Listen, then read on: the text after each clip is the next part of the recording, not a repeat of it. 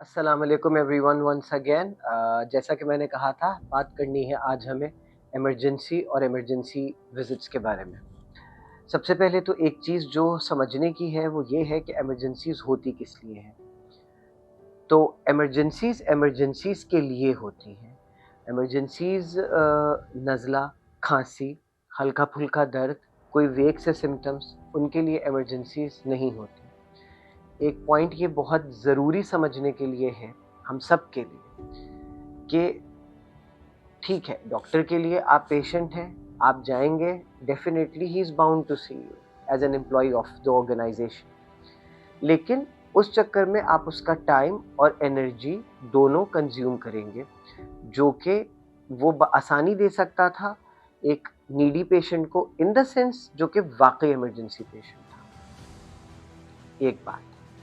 दूसरी बात, as an emergency फ़िज़िशियन बहुत कॉमन सुनने में चंद जुमले या चंद सिचुएशंस जो आती हैं मेरे पास, वो ये हैं, मरीज़ एंटर हुआ है, इनकी तबीयत बहुत ख़राब है, इनकी तबीयत बहुत ख़राब है। कितने दिन से ख़राब है? 20 दिन से, 15 दिन से। घर पे तबीयत 15 दिन, 20 दिन से ख़राब है।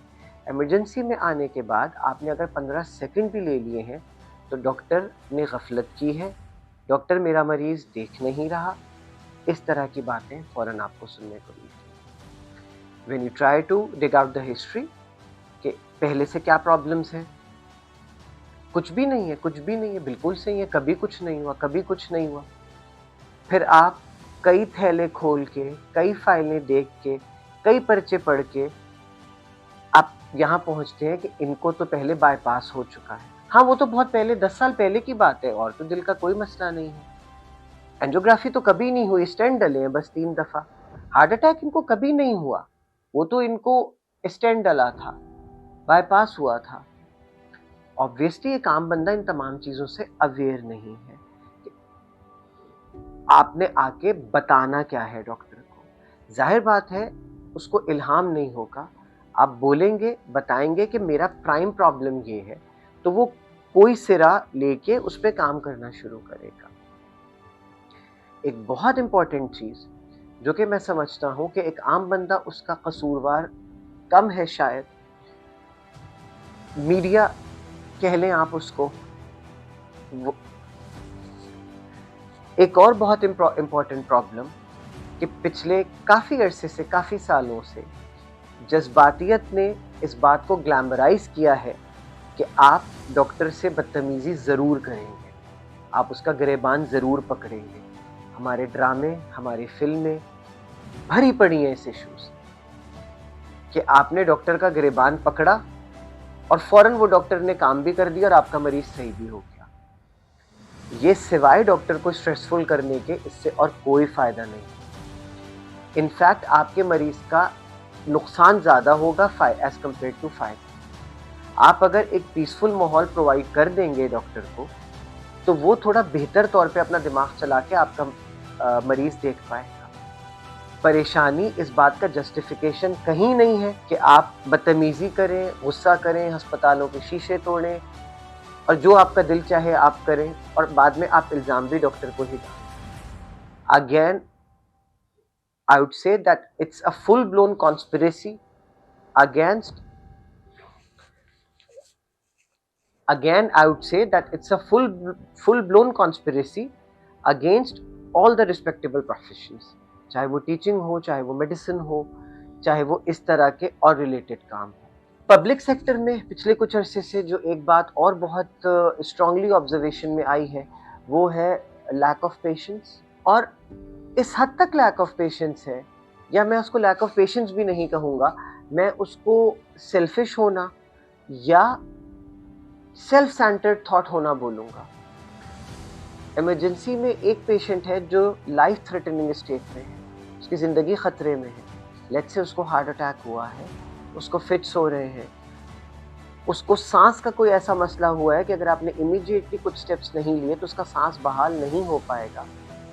एक तरफ ऐसे मरीज़ होते हैं और एक तरफ वो मरीज़ होते हैं जिन्हें हेडेक है, माइल्ड टू मॉडरेट हेडेक है, जिन्हें नज़ला है, जिन्हें ये पता भी नहीं है उन्हें क्या हो रहा है, बस उनकी तबीयत सही नहीं है, and they are vitally stable.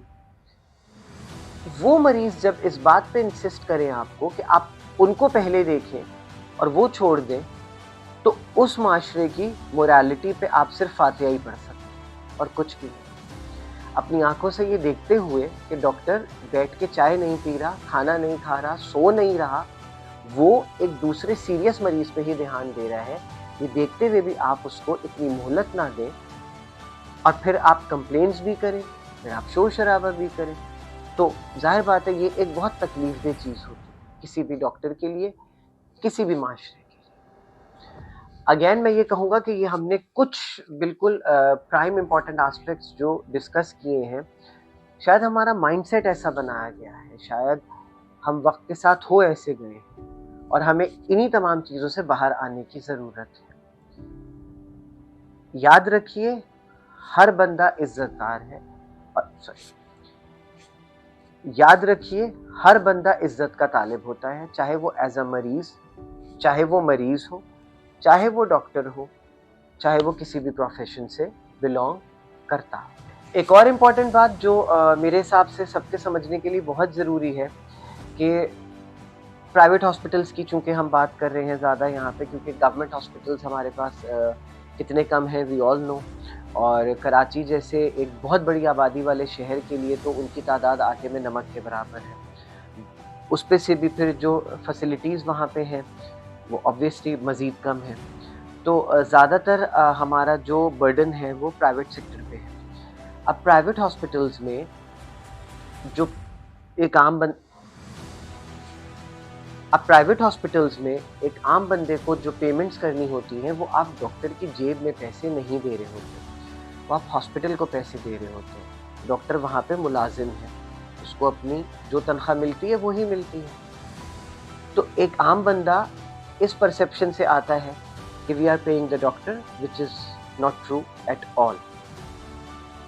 बहुत दफ़ा जैसा कि मैंने पहले भी ज़िक्र किया, आपको कुछ चीज़ें रन करना ज़रूरी होता है, कुछ दवाएँ देना ज़रूरी होता है।